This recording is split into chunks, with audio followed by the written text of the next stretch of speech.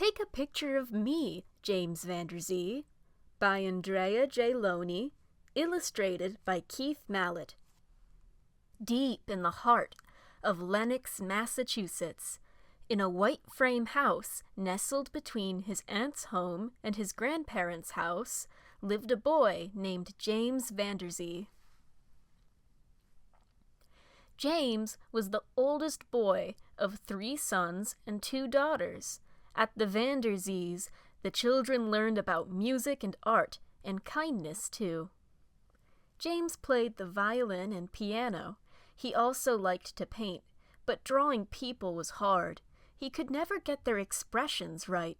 James wanted to share the beauty he saw in his heart. One day, a man came to the VanderZee home with a huge contraption called a camera. It was the only camera in Lenox. Click! Boom! The man took the family's picture and left. Later, he returned with a photograph that perfectly captured everyone's smiles and their mother's sweet gaze. Now this is how you make great pictures, thought James. I want a camera. In a magazine, James found a contest where the first prize was a camera. To win, he had to sell the most sachets of ladies' perfume. After months of selling sachets, James won! He won! But the camera came in parts, and the parts didn't fit together. So, James had to start over again. He weeded his neighbor's garden for $1/4 a day until he saved $5. And then, James was the second person in Lenox to own a camera. First, James took pictures of his family, then his classmates. Soon, people from all over town were saying, "Take a picture of me, James VanderZee." At home, James turned his closet into a darkroom and learned how to develop film. It wasn't easy to create photographs, but James loved his family. He loved his town and the people in it, so he always worked to make them look their best. Far away from Lenox, the world was changing. Many black families were leaving the segregated South to start new lives in big northern towns like New York City. James was ready for an adventure. At the age of 18, he took his camera and moved to Harlem. Woo! Compared to Lenox, Harlem was big, fast, and exciting. James had to hold on to his hat to keep his head from spinning. After working as a pianist, a waiter, and an elevator operator, James finally got a job as an assistant photographer at a portrait studio in New Jersey. Many big city customers came to have their portraits taken. James couldn't wait to take their photographs, but his boss sent him straight to the darkroom. He said customers would not want their portraits taken by a black man. James did not like the way his boss took portraits. His boss shot the photographs too quickly. Sometimes the customers weren't even ready. In the darkroom, James worked hard to make everyone look their best. One day, his boss left for vacation and put James in charge of the shop. James promised to take care of the business, but in his own way. Instead of rushing the customers, James talked to them. He found their natural smiles and the perfect backgrounds. James treated the customers like family. In the darkroom, James made their pictures look even better. He brightened people's eyes, straightened their teeth, and fixed their hair. He saw what was special in everyone and captured each person's story on film. When James's boss returned, he found a line of customers saying, "Take a picture of me, James VanderZee."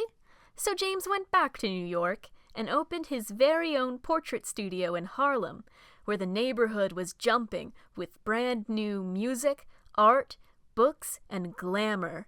This cultural celebration was called the Harlem Renaissance. just about everyone. Politicians like Marcus Garvey, athletes like Joe Louis and the New York Black Yankees, and world-famous performers like Florence Mills, Bill Bojangles Robinson, and Mamie Smith wanted fancy portraits taken by James VanderZee. James photographed the rich and the poor, but mostly the middle class, and this distinguished him from many other photographers. At the time, photographs of black people were often sad and grim depictions of poor farm workers or struggling city dwellers. But when James stepped behind the camera, click, boom, everything changed. James used beautiful backgrounds, fancy props, and elegant clothing to help the people of his neighborhood look their best. In the darkroom, he fixed photos and combined images to create perfect portraits. Even James's street photography captured the pride, beauty, and joy of Harlem. People all over the world proudly displayed James's photos in their homes, in their businesses, and close to their hearts. But the world was changing again. Cameras were now smaller and cheaper. People could take their own photographs. Soon, customers stopped coming to James VanderZee's studio.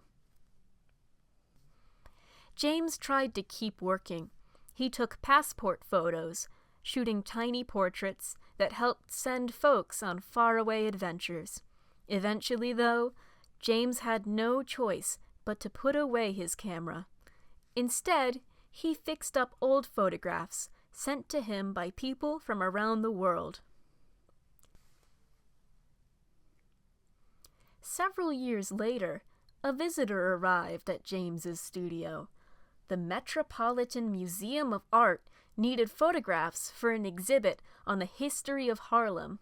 They found thousands of photos showing thousands of Harlem residents, all taken by James VanderZee.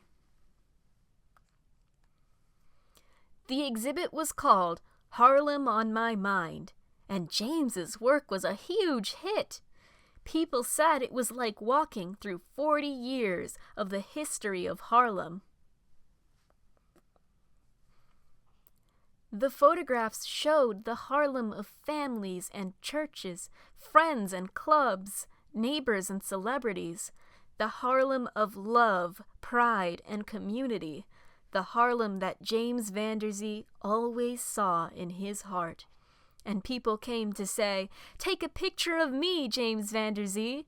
So James stepped behind the camera once again. Click, click.